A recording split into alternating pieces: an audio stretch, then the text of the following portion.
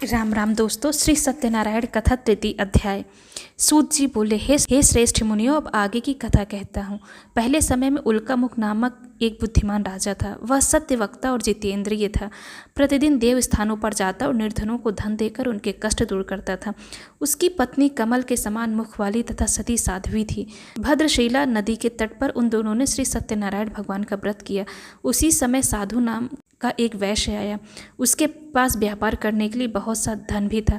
राजा को व्रत करते देखकर वह विनय के साथ पूछने लगा, हे राजन, भक्ति भाव से पूर्ण होकर आप यह क्या कर रहे हैं? मैं सुनने की इच्छा रखता हूँ, तो आप मुझे बताइए। राजा बोले, हे साधु, अपने बंधु बांधवों के साथ पुत्र आदि की प्राप्ति के लिए एक महाशक्तिमान श्री सत्यनारायण भगवान का व्रत व पूजन कर रहा हूँ।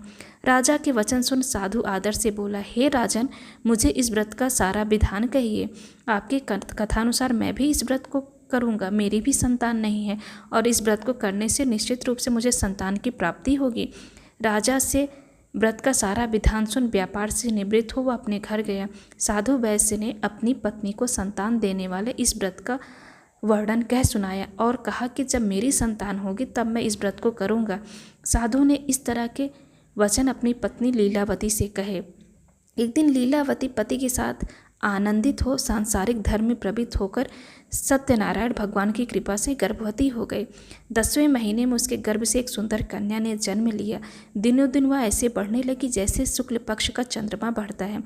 माता पिता ने अपनी कन्या का नाम कलावती रखा। एक दिन लीलावती ने मीठे शब्दों में अपने पति को याद दिलाया कि आपने सत्यनारायण भगवान के जिस व्रत को करने का संकल्प किया था उसे करने का समय आ गया है।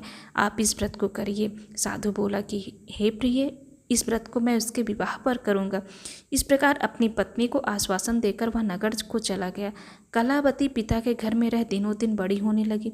साधु ने एक बार नगर में अपनी कन्या को सखियों के साथ देखा तो तुरंत ही दूत को बुलाया और कहा कि मेरी कन्या के योग्य वर देखकर आओ। साधु के घर दूत कंचन नगर में पहुंचा और वहां देखभाल कर लड़की के सुयोग्य वाणिक पुत्र को ले आया। सुयोग्य लड़के को देख साधु ने बंधु बांधवों को बुलाकर अपनी पुत्री का विवाह कर दिया। लेकिन दुर्भाग्य की बात यह कि साधु ने अभी भी श्री सत्यनारायण भगवान का व्रत नहीं किया। इस पर श्री भगवान क्रोधित हो गए और श्राप दिया कि साधु को अत्यधिक दुख मिले। अपने कार्य में कुशल साधु बनिया जमाई को लेकर समुद्र के पास स्थित होकर रत्नसारपुर नगर में आया। वहां जाकर दामाद ससुर दोनों मिलकर चंद्रकेतु राजा के नगर में व्यापार करने लगे। एक दिन भगवान सत्यनारायण की माया से एक चोर राजा का धन चुराकर भाग रहा था। उसने राजा के सिपाहियों को अपना पीछा करते देख चुराया हुआ धन वहां रख दिया जहां साधु अपने जमाई के साथ ठहरा हुआ था। राजा के सिपाहियों ने साधु वैश्य के पास राजा का धन पड़ा देखा तो वह ससुर जमाई दोनों को बांधकर प्रसन्नता से राजा के पास ले गए और कहा कि उन दोनों चोरों को हम पकड़ लाए, आप आगे की कार्यवाही की आज्ञा दें। राजा की आज्ञा से उन दोनों को कठिन कारावास में डाल दिया गया और उनका सारा धन भी उनसे छीन लिया गया। श्री सत्यनारायण भगवान के श्राप से साधु की पत्नी भी बहुत दुखी हुई। घर में जो धन रखा था उसे चोर चुरा ले गए। शारीरिक तथा मानसिक पीड़ा व भूख प्यास से अति दुखी हो अन्न की चिंता में कलावती एक ब्राह्मण के घर गई जहाँ उसने श्री सत्यनारायण भगवान का व्रत होते देखा। फिर कथा भी सुनी। वह प्रसाद ग्रहण कर रात को घर वापस आई। माता ने कलावती से पूछा कि हे पुत्री, अब तक तुम कहाँ थी? तेरे मन में क्या है? कलावती ने अपनी माता से कहा, हे माता, मैंने एक ब्राह्मण के घर में श्री सत्यनारायण भगवान का व्रत देखा है। कन्या के वचन सुन लीलावती भगवान के पूजन की तैयारी करने लगी। लीलावती ने परिवार व बंधुओं सहित सत्यनारायण भगवान का पूजन किया और उनसे वर मांगा कि मेरे पति तथा जमाई शीघ्र घर आ जाएं। साथ ही यह भी प्रार्थना की कि हम सब का अपराध क्षमा करें। श्री सत्यनारायण भगवान इस व्रत से संतुष्ट हो गए और राजा चंद्रकेतु को सपने में दर्शन देकर कहा, हे राजन, तुम उन दोनों वैश्यों को छोड़ दो और तुमको उनका जो धन लिया है उसे वापस कर दो। अगर तुमने ऐसा नहीं किया तो मैं तुम्हारा धन, राज्य व संतान सभी को नष्ट कर दूंगा। राजा को यह सब कहकर भगवान अंतर्ध्यान हो गए। प्रातःकाल सभा में राजा ने अपना सपना सुनाया। फिर बोले कि बड़े पुत्रों को कैद से मुक्त कर सभा में लाओ। दोनों ने आते ही राजा को प्रणाम किया।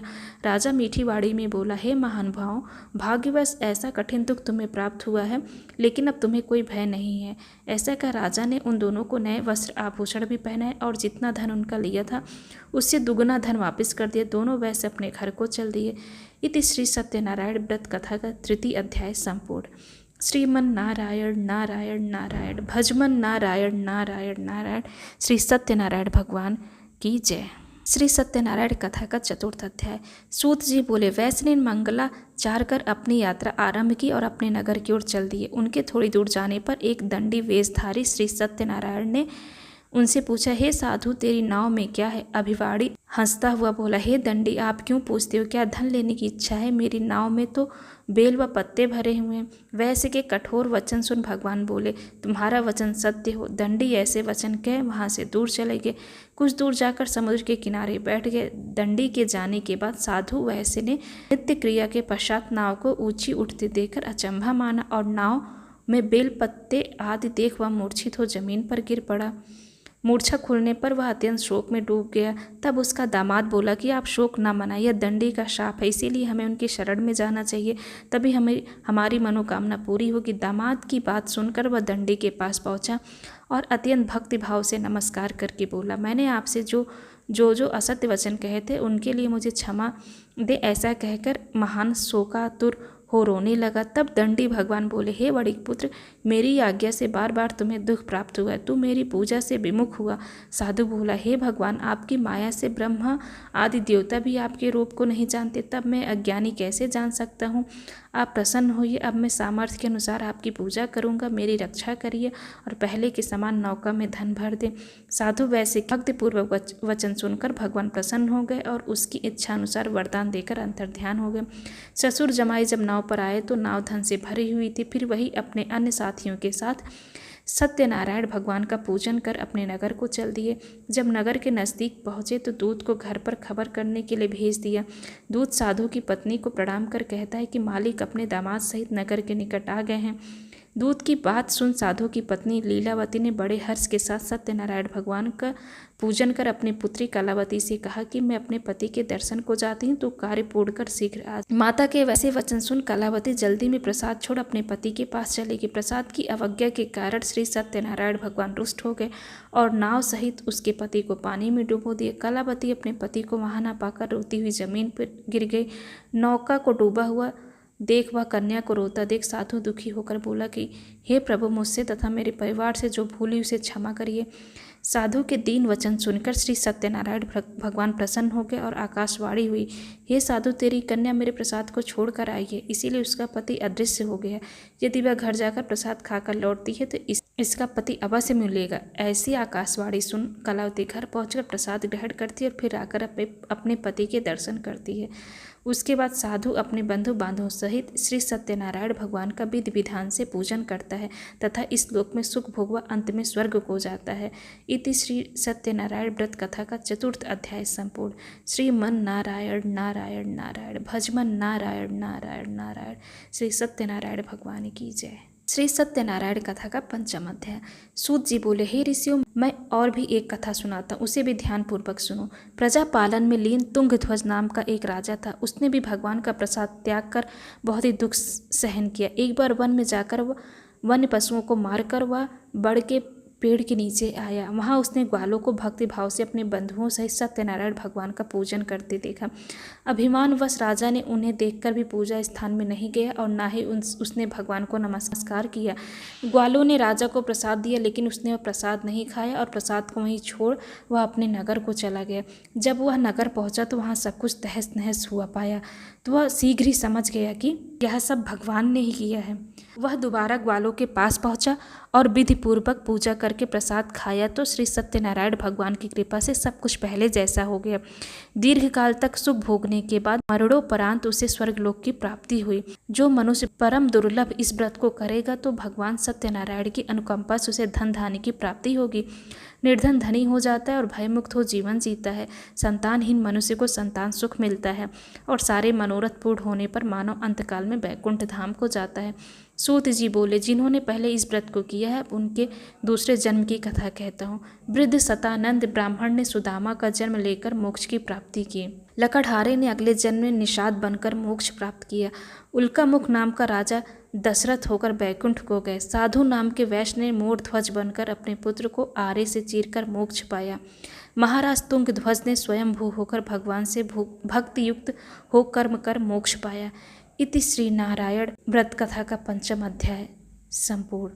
श्रीमन नारायण नारायण नारायण, भजमन नारायण नारायण नारायण। श्री सत्यनारायण भगवान की जय। अब सत्यनारायण भगवान के 5वें अध्याय के बाद अब आप श्री सत्यनारायण भगवान जी की आरती कर सकते हैं। श्री सत्यनारायण भगवान जी की आरती। जय लक्ष्मी रमणा स्वामी, जय लक्ष्मी रमणा, सत्यनारायण स्वामी जनपातक हरड़ा। ओम जय लक्ष्मी रमणा स्वामी, जय लक्ष्मी रमणा।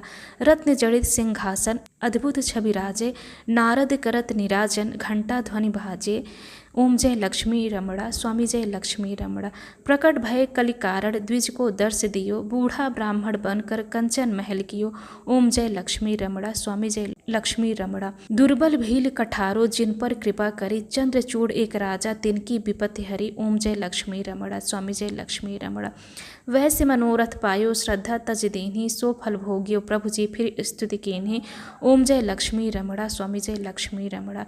भाव भक्ति के कारण छिन छिन रूप धरियो, श्रद्धा धारण कीन्ही तिनको काज सरियो। ओम जय लक्ष्मी रमणा स्वामी, जय लक्ष्मी रमणा। ग्वाल बाल संग राजा वन में भक्ति करी, मन वांछित फल दीन्हो दीन दयाल हरि। ओम जय लक्ष्मी रमणा स्वामी, जय लक्ष्मी रमणा। चढ़त प्रसाद सवायो कदली फल मेवा, धूप दीप तुलसी से राजी सत्य देवा। ओम जय लक्ष्मी रमणा स्वामी, जय लक्ष्मी रमणा। श्री सत्यनारायण जी की आरती जो कोई जन गावे, रिद्धि सिद्धि सुख संपत्ति सहज रूप पावे। जय लक्ष्मी रमणा स्वामी, जय लक्ष्मी रमणा। सत्यनारायण स्वामी जनपातक हरड़ा। जय सत्यनारायण भगवान की जय। तो इस प्रकार आप कथा सुनने के बाद आप आरती करें, फिर प्रसाद सब में बांटें, अपने परिजनों का आशीर्वाद लें, बंधु बांधवों के साथ आप अपना भोजन करें। तो जय जय श्री सत्यनारायण भगवान जी की। उम्मीद करते हैं दोस्तों आपको ये कथा पसंद आई होगी, और इसी तरीके से अगर कोई कथा या कुछ भी आपको जानकारी चाहिए तो आप हमसे कमेंट बॉक्स में करके पूछ सकते हैं। जय जय श्री राम।